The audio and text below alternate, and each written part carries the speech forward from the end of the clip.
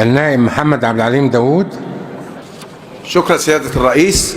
الحقيقة يا سيادة الرئيس إن هذا قانون يمس كل صاحب وحدة سكنية في هذا الوطن، وهذا القانون كان المفترض أن يكون معروض على الحوار المجتمع حتى نتفادى أي أثر تشريعي سلبي عند التطبيق.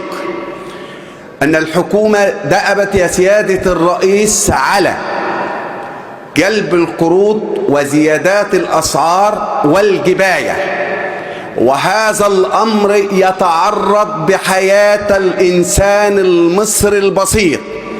ولو نظرنا سيادة الرئيس إلى القوة الشرائية للمبلغ من 25,000 إلى 100,000 فلم يكن هناك أي إعفاء أو رفع حد الإعفاء يحترم العقل والمنطق.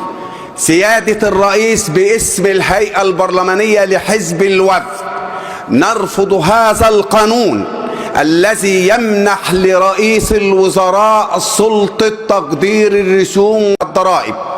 سيادة الرئيس إن هناك مساس باحترام القضاء عندما نجد أن الطعن عندما يكون هناك طعن أمام القضاء يتم التحصيل، وهذا أمر مرفوض شكلا وموضوعا، ولذلك نرفض مشروع القانون ونطالب بإعادته إلى اللجنة مرة أخرى احتراما لهذا الشعب ولهذا الوطن. شكرا.